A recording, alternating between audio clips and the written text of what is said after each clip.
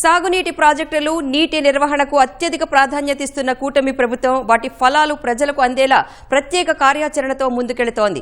ఈ క్రమంలోనే పోలవరం సహా నీటిపారుదల ప్రాజెక్టుల పురోగతిపై దృష్టి సారించింది.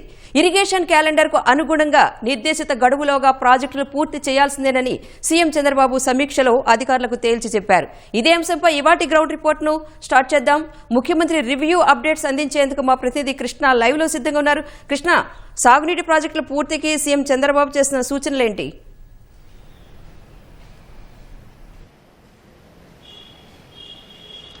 రాణి, ఏదైతే రాష్ట్రంలో సాగునీటి ప్రాజెక్టులను ప్రాధాన్య క్రమంలో పూర్తి చేయాలని చెప్పి ముఖ్యమంత్రి చంద్రబాబు స్పష్టమైన ఆదేశాలు జారీ చేశారు. ఇవాళ సచివాలయంలో ప్రధానంగా చూస్తే కనుక ఇటు సాగునీటి రంగం, అలాగే ఖరీఫ్కు నీటి షెడ్యూల్ విడుదల, వీటికి సంబంధించి 2 ప్రధాన సమీక్షలు అనేది జరిగినట్టు తెలుస్తుంది. ఏదైతే ప్రధానంగా అయితే సాగునీటి ప్రాజెక్టులను ప్రాధాన్య క్రమంలో పూర్తి చేసేందుకు అటు ముఖ్యమంత్రి చంద్రబాబు ఉన్నత స్థాయి సమీక్ష మంత్రితో కలిసి చేపడితే, ఇటు మంత్రుల స్థాయిలో అటు ఇరిగేషన్ శాఖ మంత్రి రామానాయుడు, అలాగే వ్యవసాయ శాఖ మంత్రి అచ్చెన్నాయుడు ఇద్దరు కలిసి కూడా ఈ నీటి విడుదలకు సంబంధించి కూడా కీలక సమీక్ష చేశారు. ఇద్దరు కూడా రెండు శాఖల పరిధిలోనూ, అలాగే 2 చోట్ల జరిగిన సమీక్షల్లోనూ ఒక షెడ్యూల్ అనేది స్పష్టంగా విడుదల చేయడం జరిగింది. అటు ముఖ్యమంత్రి చంద్రబాబు ఇటీవల జరిగిన కలెక్టర్ల సదస్సులో మొత్తంగా 25 ప్రాజెక్టులు రాష్ట్రంలో ప్రాధాన్య క్రమంలో పూర్తి చేయాలని చెప్పి అధికారులకు ఒక క్యాలెండర్ అనేది ప్రకటించడం జరిగింది. ఇవాళ జరిగిన సమీక్షలో ఆ 25 ప్రాజెక్టులకు అనుగుణంగా మరో 11 ప్రాజెక్టులను జోడించి మొత్తం 36 ప్రాజెక్టులు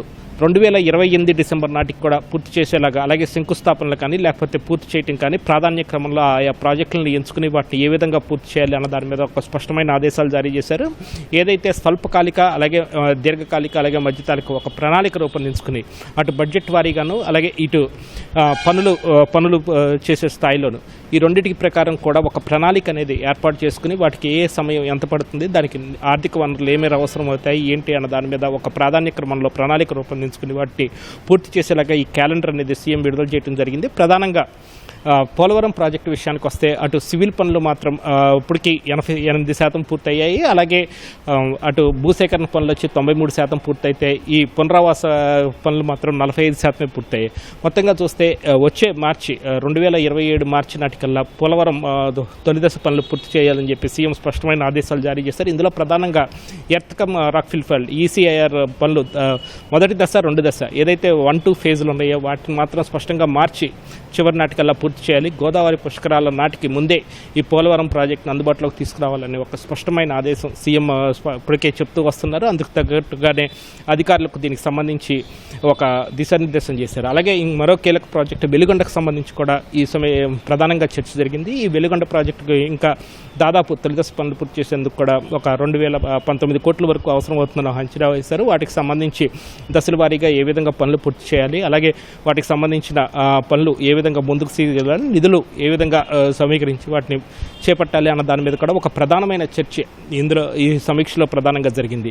అలాగే ఈ నీటి విడుదలకు సంబంధించి కూడా ఏదైతే ఈసారి ఎల్నివో ప్రభావం ఉంటుందని చెప్పి అంచనా వేస్తున్నారో దానికి సంబంధించి కూడా ఒక చర్చ అటు మంత్రుల స్థాయిలోనూ ఇటు ముఖ్యమంత్రి స్థాయిలోనూ 2 చోట్ల కూడా దీనికి సంబంధించిన ఒక చర్చ అనేది జరిగింది. ఇందులో ప్రధానంగా ఈసారి ఒక 3% వరకు లోటు వర్షపాతం ఉంటుందని చెప్పి ఒక అంచనాకు వచ్చారు. ఆ లోటు వర్షపాతాన్ని ఏ విధంగా అధిగమించాలి ఏంటి అన్న దాని మీద కూడా ప్రధానంగా చర్చ జరిగింది. లోటు వర్షపాతం ఉన్నప్పటికీ కూడా రాష్ట్రంలో చేపట్టిన సమగ్ర నీటి నిర్వహణ పనుల వల్ల దగ్గర 0.5% మేర నీటి నిల్వలు ఎక్కువే ఉన్నాయని చెప్పి ఒక అంచనాకు వస్తున్నారు. వాటిని ఇక ఉన్న రిసోర్సెస్ ద్వారా నీటిని ఏ విధంగా ప్రతి నీటి బొట్టును ఒడిసిపట్టుకునేలాగా ఏ విధమైన సమగ్ర ప్రణాళిక ఉండాలి, అలాగే అధికారులని అలాగే ప్రజల్ని ఏ విధంగా చైతన్యం చేసి ఇందులో భాగస్వాములు చేయాలన్న దాని మీద కూడా సీఎం స్పష్టమైన ఆదేశాలు జారీ చేశారు. అందుకు తగ్గట్లుగా ఏదైతే సమగ్ర నీటి నిర్వహణ పనులకు సంబంధించి కూడా ఈ సమావేశంలో చర్చ జరిగింది.